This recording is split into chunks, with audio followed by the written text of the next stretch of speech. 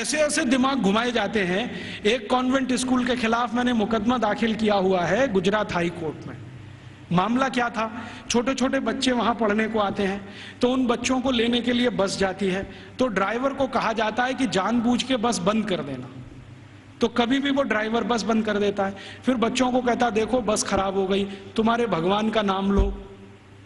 तो बच्चे का नाम लेते हैं, हनुमान जी का, राम का, बस चालू नहीं होती। फिर वो कहता, देखो तुम्हारे भगवान तो कमजोर हैं, ये तो चालू नहीं हो रही, अब ईसा मसीह का नाम लो। जैसे ही बच्चे ईसा मसीह का नाम लेते हैं वो तुरंत स्टार्ट कर देता है। तो 3-3 साल के बच्चों के दिमाग में आ जाता, अरे ईसा मसीह तो बहुत ताकतवर है। फिर वो बच्चे आके अपने घर में मम्मी पापा को बोलते हैं, अरे देखो हमारी बस खराब हो गई थी, हमने ईसा मसीह का नाम लिया, वो चालू हो गई। ये मैंने एक घर में एक बच्चे के मुंह से सुना, उस दिन मेरी आत्मा हिल गई। मैंने कहा ये हो क्या रहा है। आज मैं आपके यहां आने से पहले शाहपुरा एक छोटे से नगर में था, तो वहां पर राम सनेही संप्रदाय के एक बड़े संत हैं। उन्होंने तो कहा कि इतना ही नहीं होता, कॉन्वेंट स्कूल में आगे भी होता है। बच्चे जो छोटे छोटे होते हैं ना, जिनके मन भोले भाले हैं, उनको एक खेल खिलाया जाता है कि उनके राम और कृष्ण है ना, उनकी मूर्तियां बनाई जाती हैं मेटल्स की, और बच्चों को दिया जाता है। फिर वो कहते हैं कि स्विमिंग पूल में इनको तैराओ, तो बच्चे उनको डाल देते हैं, वो सब डूब जाती हैं क्योंकि मेटल्स की। तो कहते हैं देखो तुम्हारे भगवान डूब गए। फिर उन्हीं छोटे छोटे बच्चों को काष्ठ की मूर्तियां दी जाती है, लकड़ी की, ईसा मसीह की, कहते हैं तैराओ, तो वो तैरने लगती है। तो बच्चों को कहते हैं देखो ईसा मसीह इतने ताकतवर हैं कि वो तैर सकते हैं, रामकृष्ण तो डूब गए, तो तुमको भी डूब। तो लोग, तो और उदाहरण देता हूं, कॉन्वेंट स्कूलों में किताबें पढ़ाई जाती हैं जिनमें बिल्कुल स्पष्ट बच्चों को सुनाया जा रहा है, पढ़ाया जा रहा है कि भगत सिंह तो आतंकवादी, ऊधम सिंह तो आतंकवादी, चंद्रशेखर तो आतंकवादी, और महाराजा रणजीत सिंह तो लुटेरे।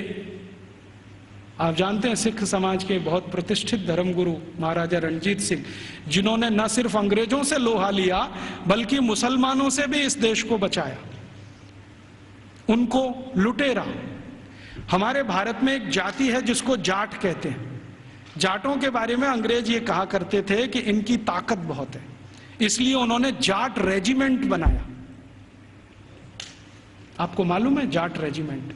ऐसे ही जाटों के पैरेलल महाराष्ट्र में है मराठा, वो भी एक तरह से जाट ही हैं। तो मराठा रेजिमेंट बनाया, जाट रेजिमेंट बनाया, क्योंकि इनमें ताकत बहुत है। इनका जो डीएनए है ना, बहुत स्पेशल किस्म का है। लड़ना, लड़ाना, मारना, मरना, उनको इसमें मजा आता है।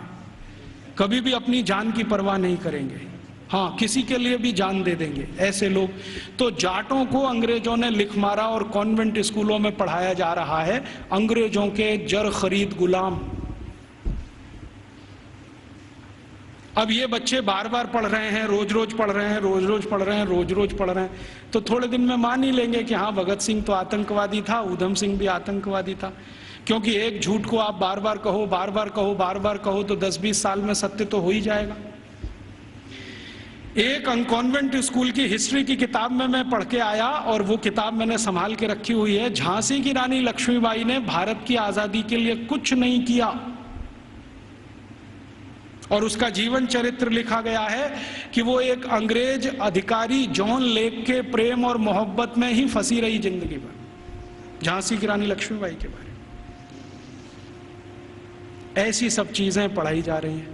और धीरे धीरे हुआ क्या है, इन कॉन्वेंट स्कूलों के बनाए हुए सिलेबस को भारत सरकार ने सारे देश का सिलेबस बना दिया है, पूरे देश का। अब संसद में भले ही कितना हंगामा हो, लेकिन सरकार कहती है जी सत्य तो यही है, क्योंकि अंग्रेजों ने लिखा है। और हमारे प्रधानमंत्री भी कहते हैं सच्चे सत्यवादी तो अंग्रेज ही थे जो हमको ये सब सिखा के गए।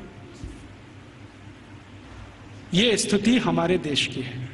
तो ऐसी गंभीर स्थिति में हम सबको सोचना है, आज शिक्षक दिवस है, तो हम सब सोचें कि इस शिक्षा का क्या करें जो यूरोप से आई है और हमारे देश में जड़ जमा के बैठ गई है।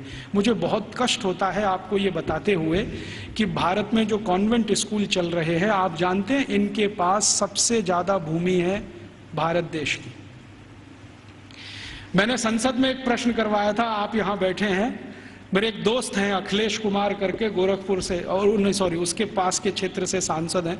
मैंने कहा जरा ये पूछ तो लो कि भारत में सरकार के बाद किसके पास सबसे ज्यादा जमीन है।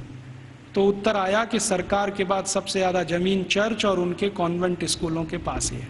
रेलवे से भी ज्यादा जमीन इनके पास है। और हजारों हेक्टेयर जमीन 1-1 रुपए के लीज पर दी गई है। हजारों हेक्टेयर, 1 रुपए का लीज, 2 रुपए का लीज, माने साल में वो 1 ही रुपया देते हैं, हजारों एकड़ जमीन भारत की इस्तेमाल कर रहा है और उनकी मिल्कियत है।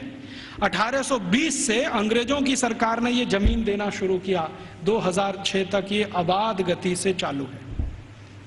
हमारी ही जमीन है, हमारा ही पानी है, हमारे ही संसाधन है।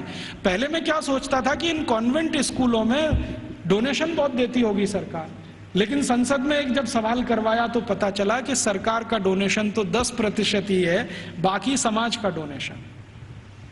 अकेले मैं मुंबई का आंकड़ा आपको दे रहा हूं। बंबई में जितने कॉन्वेंट स्कूल चलते हैं उसमें 92% हिंदू समाज के लड़के लड़कियां पढ़ते हैं। 92%, 2.5% क्रिश्चियन समाज के हैं और बकाया में मुसलमान हैं। ये है स्थिति। तो 92% विद्यार्थी हिंदू समाज के जो पढ़ते हैं बंबई में कॉन्वेंट स्कूलों में, वो सब विद्यार्थी के माँ बाप 1 साल की फीस के रूप में 18,000 करोड़ रुपए देते हैं। आप सोचते हैं ये रकम कितनी बड़ी है?